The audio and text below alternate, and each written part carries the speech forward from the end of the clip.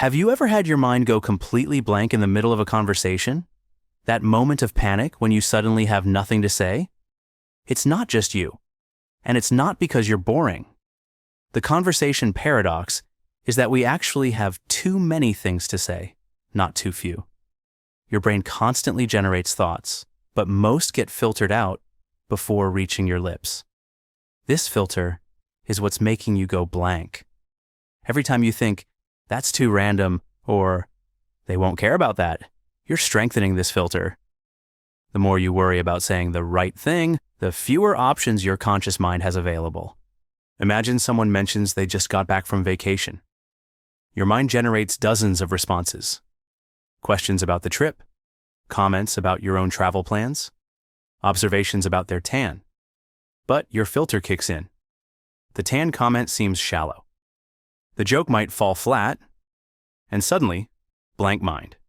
Understanding that your problem isn't a lack of things to say, but an overactive filter is the first step to never running out of conversation. We all face the same paradox every day. In dates, interviews, networking events, those moments when the pressure to be interesting makes our minds go completely blank. Remember the last time you had a conversation that just flowed effortlessly? That was your filter temporarily turning off. Let's learn how to do that consistently.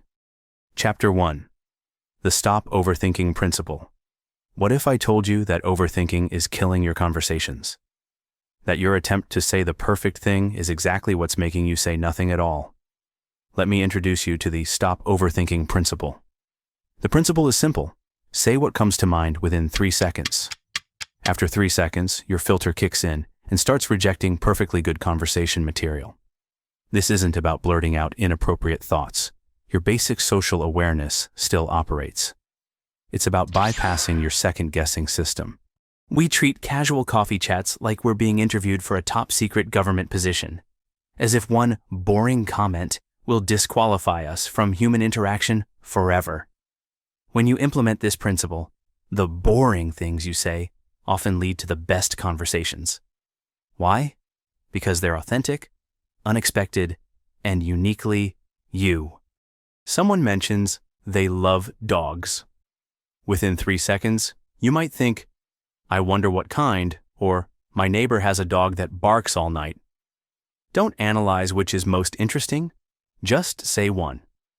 Even the barking neighbor comment could lead to great conversation about difficult neighbors or noise ordinances, paths that wouldn't open with a filtered response. This principle instantly multiplies your potential conversation topics and removes the pressure to be clever. Think about your closest friends, the people you never run out of things to say with. Notice how little you filter your thoughts around them. That's your goal with everyone. Chapter 2. Curiosity, your conversation superpower. The single most powerful tool for never running out of things to say isn't cleverness, it's curiosity. People who can talk to anyone aren't the most interesting people. They're the most interested people. Genuine curiosity solves almost every conversation problem. When you're truly curious, you'll never run out of questions. And people love talking to curious people because it feels good to be found interesting. The key is genuine curiosity, not fake interest as a conversation technique. Everyone has something fascinating about them. Your job is to discover what that is. The moment you become genuinely curious, conversation anxiety evaporates because your focus shifts from your performance to their experience. When someone mentions their job, don't just ask what they do and move on. Find the aspect that interests you. What's the most challenging part? How did you get started? What would surprise people about your industry?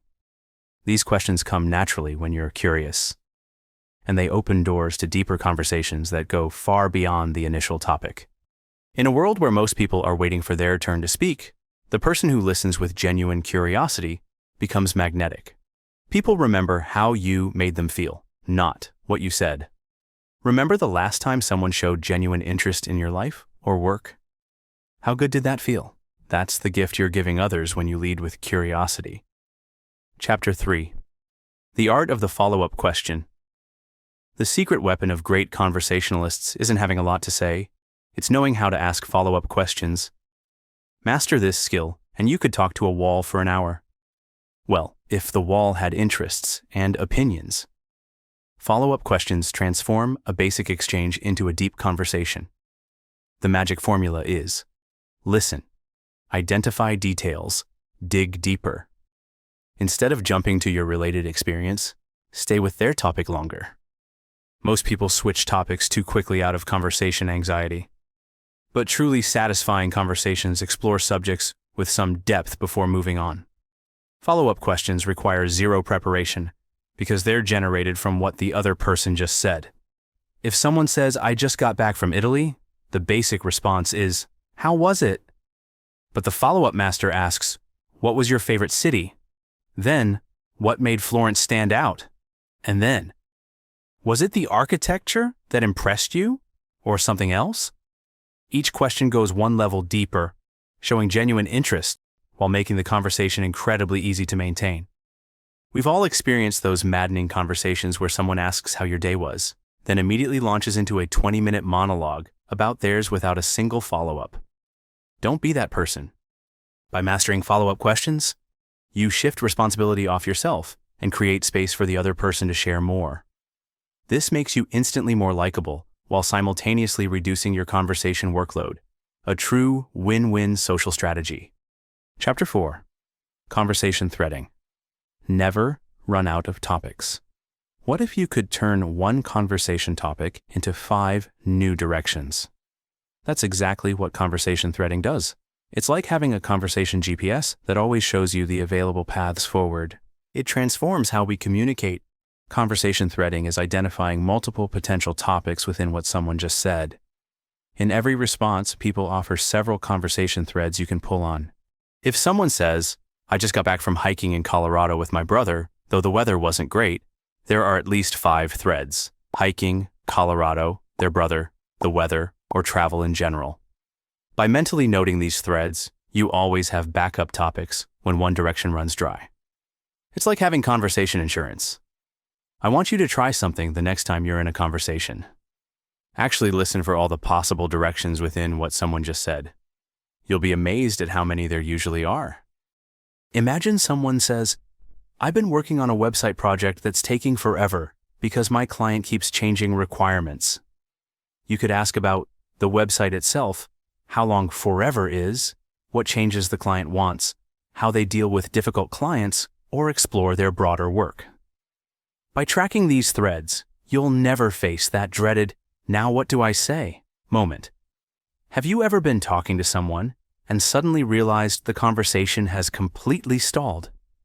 That's because you both missed the available threads to keep it going. Now you'll see dozens of potential topics in even the simplest statements, making conversations feel effortless. Chapter 5. The Balance of Depth and Lightness. The most engaging conversations are like a good movie. They have both light moments and deeper scenes. Too much depth becomes heavy. Too much lightness feels shallow.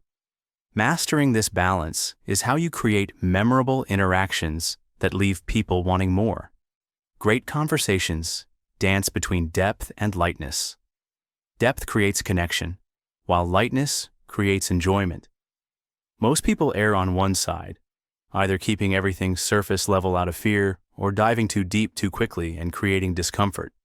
Start with lighter topics to establish comfort, then introduce deeper elements once rapport exists.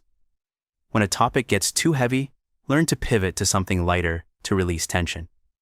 This rhythm is what makes a conversation feel both meaningful and enjoyable. After discussing career challenges, depth, you might shift to, speaking of work stress, have you seen that viral video of the guy meditating while his office literally falls apart around him? This maintains the theme while shifting to something lighter. Conversely, after discussing favorite Netflix shows, lightness, you might ask, do you think what we watch actually influences how we see the world? Adding depth to a casual topic. In our social media-driven world, we're losing the art of balanced conversation. Either everything is a hot take or it's all cat videos. Real connection requires both. Think of your favorite person to talk with. I bet they naturally balance meaningful topics with moments of humor and lightness. That's not an accident, it's conversational mastery. Learn something new? Hit that like button, share it with others, tap subscribe, and stick around for more. Got thoughts? I'd love to hear them in the comments. Chapter 6. Recovery Strategies for When Your Mind Blanks. Even with all these techniques, there will still be moments when your mind goes blank. It happens to everyone. The difference is that now you'll have specific recovery strategies to get the conversation flowing again within seconds. No more panic. Recovery strategies work by giving your brain a clear direction when it's temporarily offline. The best recovery strategies use the current environment, shared experiences, or simple curiosity as conversation lifelines. They work because they don't require creative thinking in the moment, just implementing a proven template. Most importantly, they're designed to sound natural, not like obvious conversation techniques. Look, we're all human. Your mind will go blank sometimes, and that's okay. What matters is having a plan for when it happens so you don't panic. When your mind goes blank, try the environment scan technique. Simply comment on something in your immediate surroundings. This coffee shop has such a great playlist today, or I really like the artwork they've chosen for this office. Another foolproof recovery is the curious reversion. Return to something they mentioned earlier. Actually, I'm curious. You mentioned you grew up in Seattle. What was that like? Everyone experiences conversation blanks, even professional speakers and talk show hosts. The difference is they've developed recovery techniques that are so smooth you never notice the glitch. These recovery techniques are like social safety nets that let you take bigger conversational risks. Chapter 7.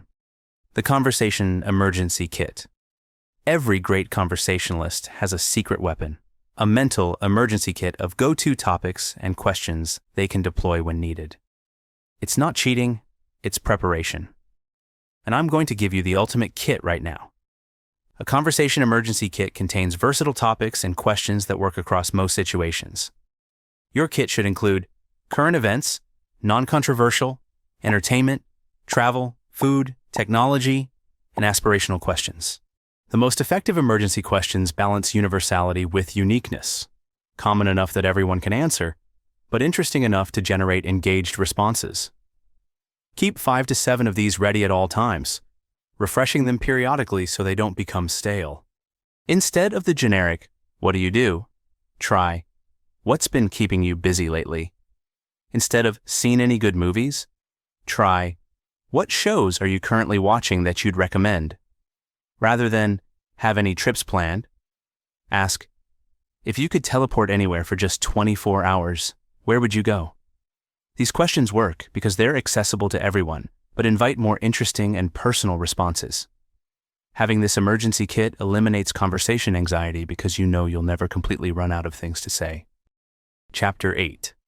Self-disclosure. Creating meaningful connection.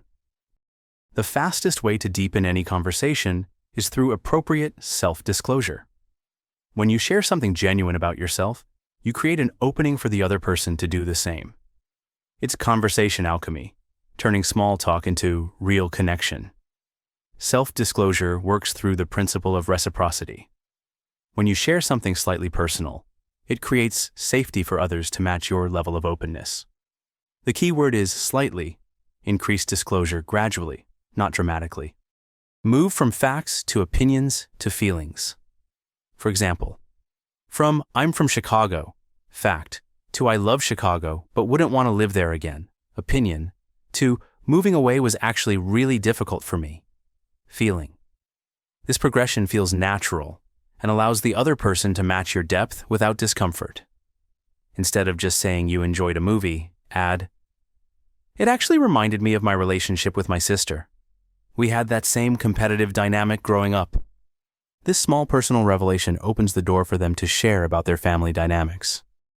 You're not oversharing. You're simply adding a personal dimension that invites deeper exchange and shows there's a real human being behind your words.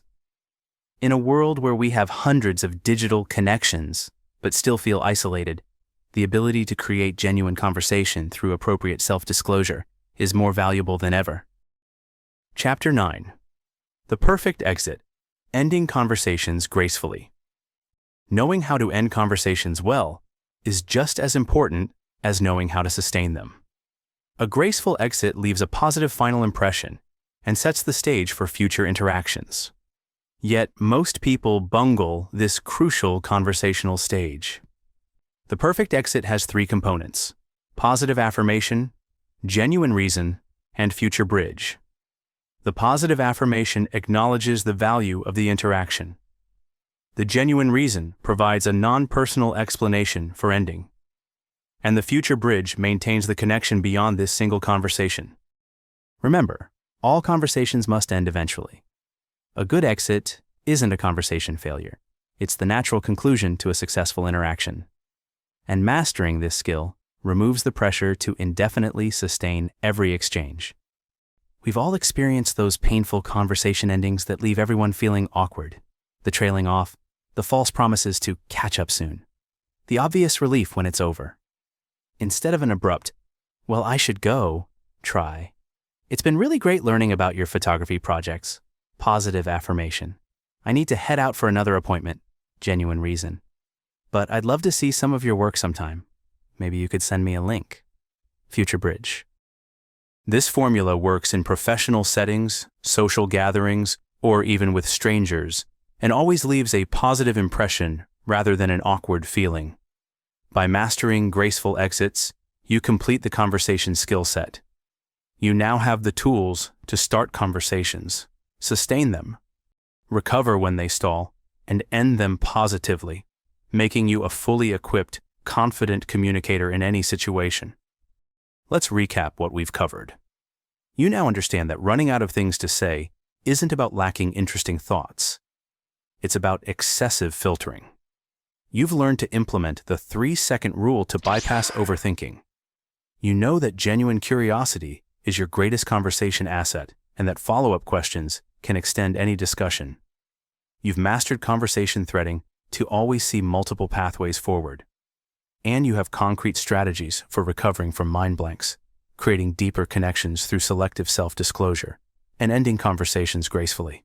These skills don't just make you a better conversationalist, they transform your entire social experience. Conversations become opportunities for discovery rather than performances to be judged.